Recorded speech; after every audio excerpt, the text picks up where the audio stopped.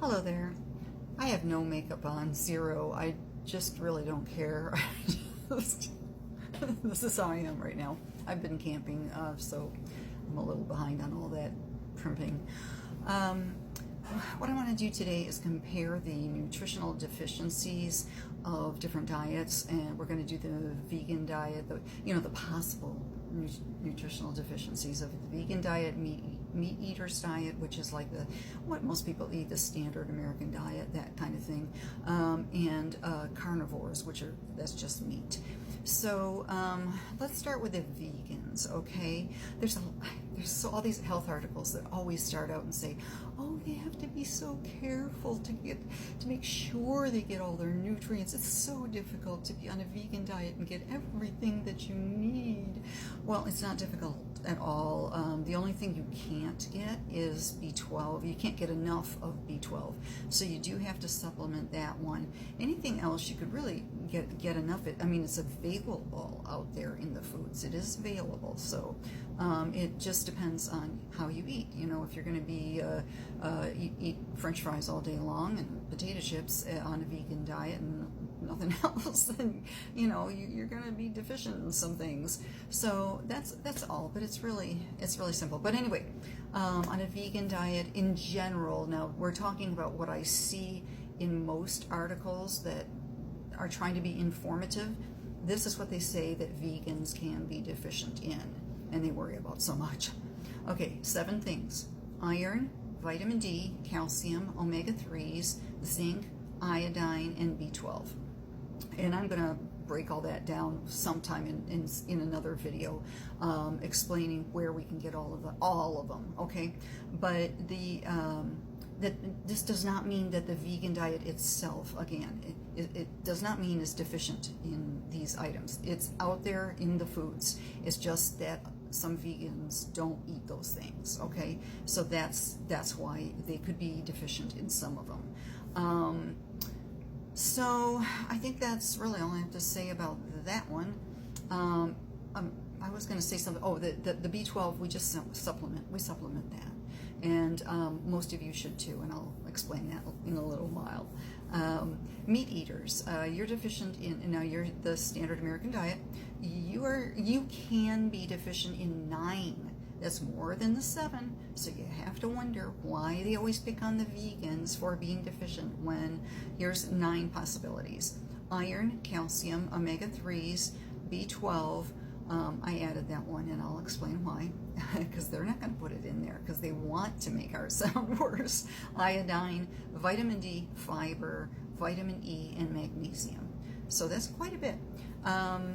So the reason I said B12 for meat eaters is Americans are 42% of Americans are deficient in B12. Vegans are only 2% of American adults, okay? And I should say 42% of American adults, if I did not say adults, are deficient in B12. So 2% vegans.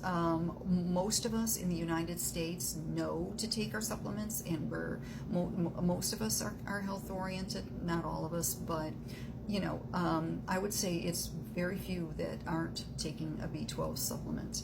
So it's mainly meat eaters that is at 42%. It might be like 41% meat eaters. So that's over a third and almost a half, but not quite, of you. So like if it's not you, if you get enough B12, the person next to you might not.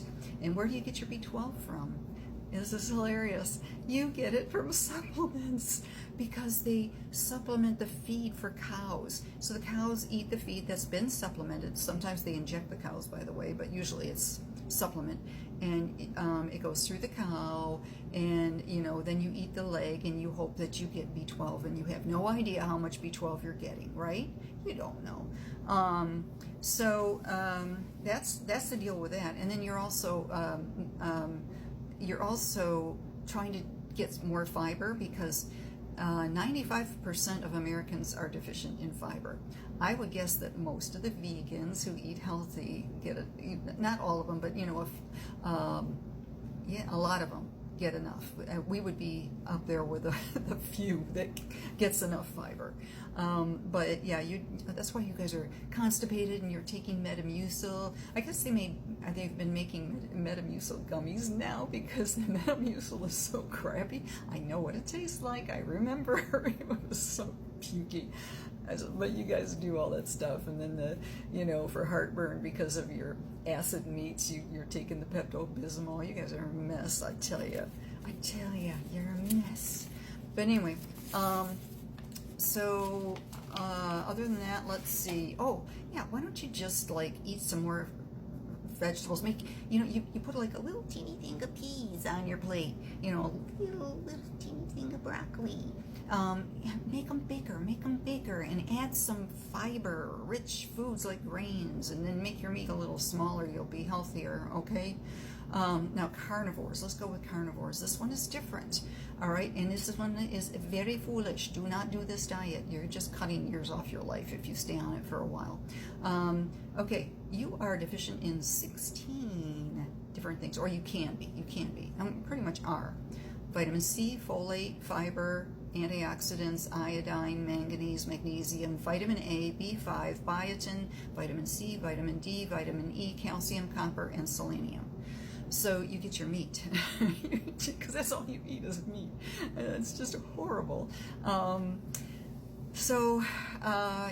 see, it's like you can't just eat more meat and get these things, okay? Because it doesn't contain a lot of these things. So you have to supplement because you only eat meat because that's your diet.